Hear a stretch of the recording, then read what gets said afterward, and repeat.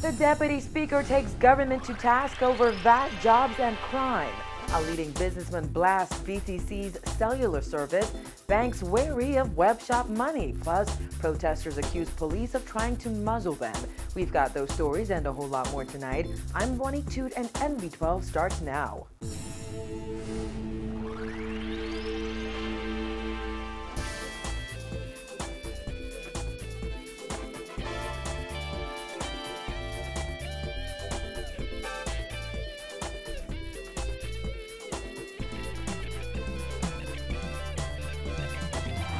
Topping news tonight, Deputy Speaker of the House of Assembly Deon Smith is the latest PLP MP to raise questions about government's efforts to implement value-added tax. In the House of Assembly today, Smith noted the projected revenue to be gained from VAT is not enough to reduce the national debt and run the country in a prudent manner. The Nassau Village MP also took note of other problems affecting his constituents, explaining some of them believe they can't feel this government. Dana Smith reports.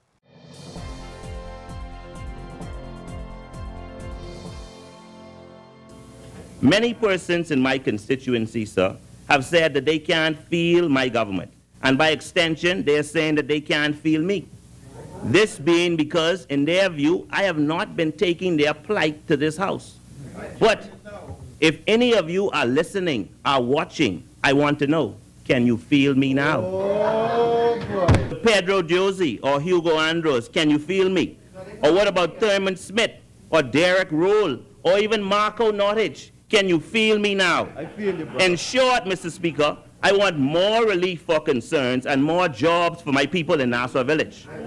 Nassau Village MP Deon Smith on his feet in Parliament today, where he raised the alarm over the lack of jobs and high rate of poverty that he says can be found in his constituency. Smith also took issue with the government's plans to implement value-added tax, noting the amount of revenue projected to be gained might not be enough.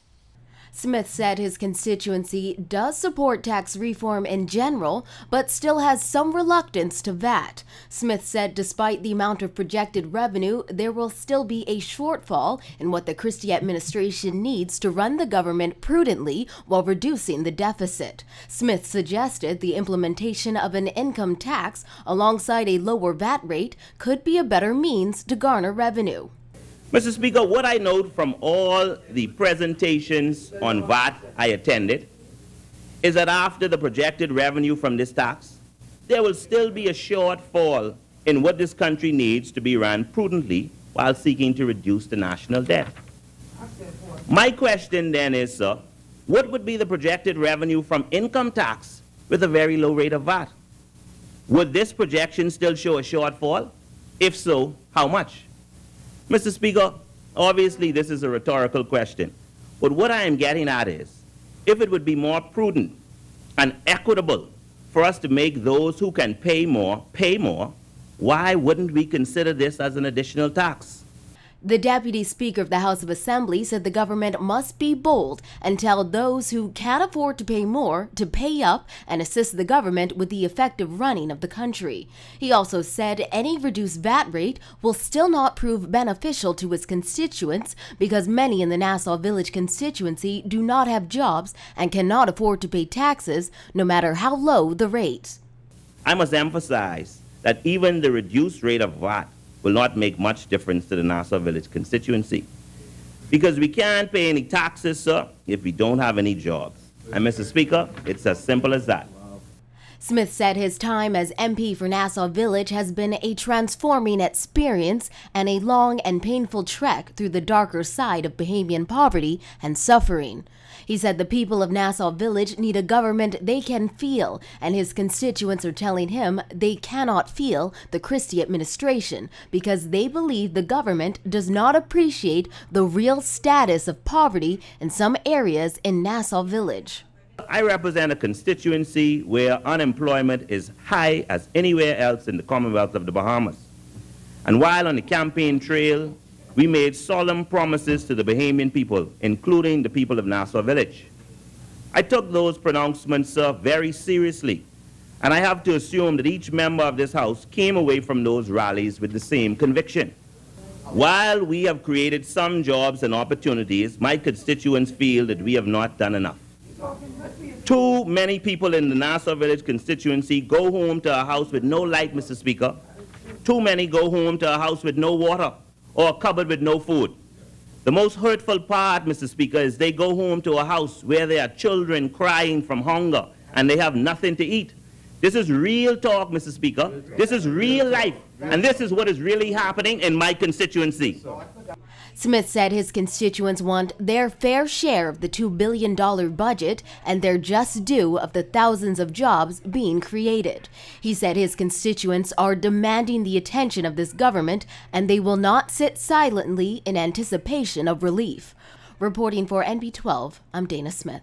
After sleeping in Rawson Square last night, protesters say they clashed with police officers this morning as they demonstrated for a second straight day. Representatives from various organizations are demanding that the government enforce the Freedom of Information Act. However, Marlon J. Newton from the Committee to Preserve the Bahamas for Bahamians accused police of trying to muzzle them, even after they reportedly got permission to protest peacefully. They came over and they claimed that the music was too loud.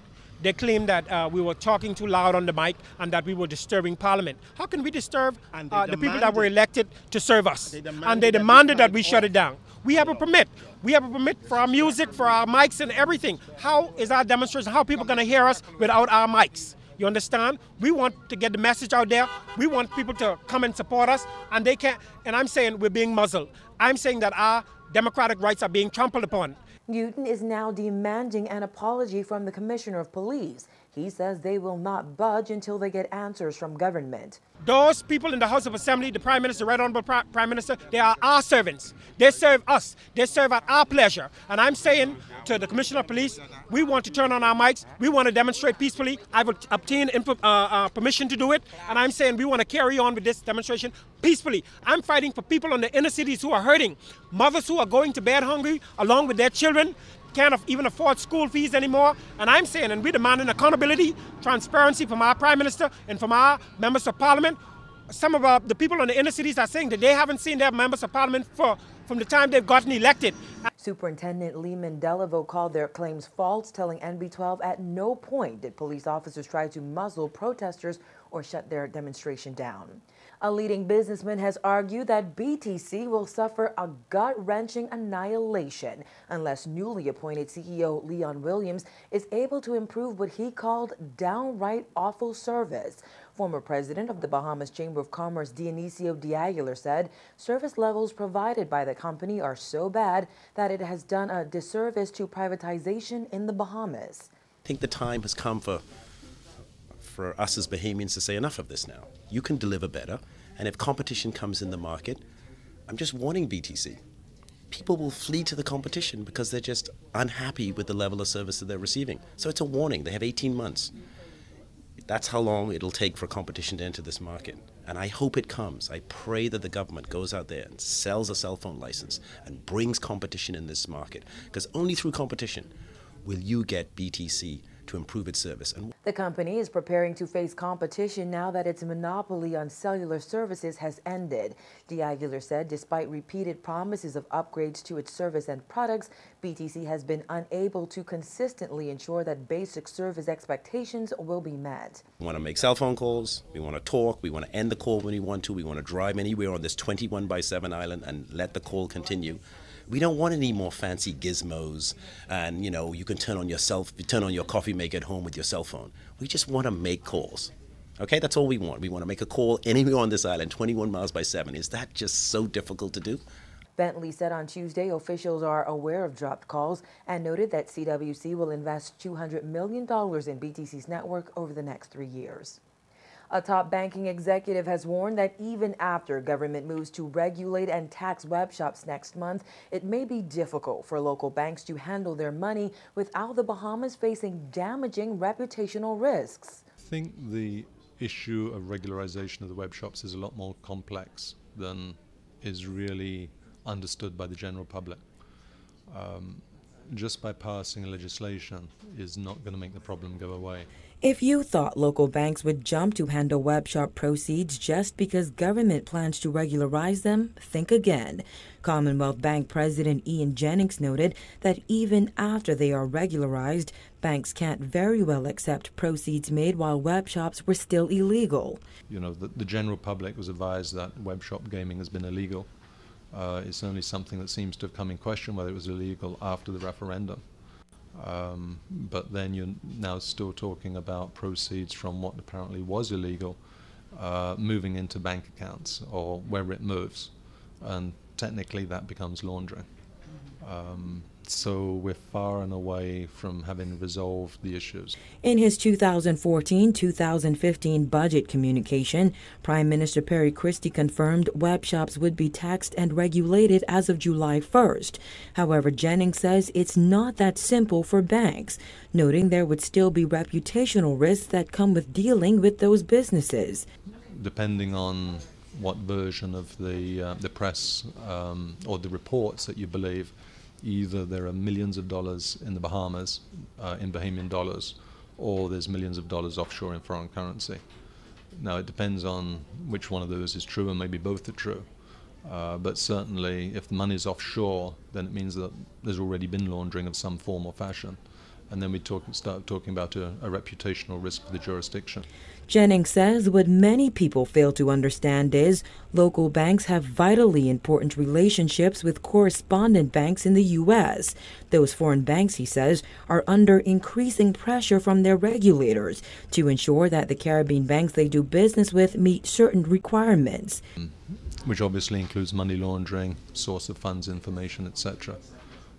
So just because suddenly it becomes legal, it's not going to make that problem go away for them, and obviously then it means it's not going to go away for us.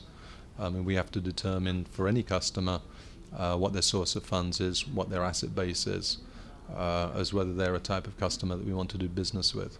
Furthermore, he says, while there has been much debate over the impact of VAT implementation on the poor, the question needs to be asked, how will web shop regulation impact that vulnerable group? I mean, if you look in the budget, you'll see the demands from social services, because we're getting more and more demands for assistance. But we don't know how much of that demand is really coming from the unemployed, or how much of that demand is coming because people have lost all their money in the web shops. If you remember with the Hobby Hall racetrack, I mean, that was one of the reasons why the racetrack was closed, because people were losing all their money and they couldn't afford to feed their families. From the courts, a 33-year-old man is on trial for allegedly having sex with his mother. The man, who cannot be named to protect the alleged victim's identity, allegedly forced himself on his mom at their New Providence home in January 2012. The trial opened yesterday before Justice Indra Charles. The son has denied the allegation. According to Constable Donna Barmoxie, a team of officers went to the woman's home after she made a complaint at the Southern Police Station on January 10th. The accused is represented by Dorsey McPhee, Anthony Delaney, and Kendra Kelly appear for the Crown. When MB12 returns, the search for a new COB president winding down. Plus, a teen queen promises to fight cyberbullying. So stay with us.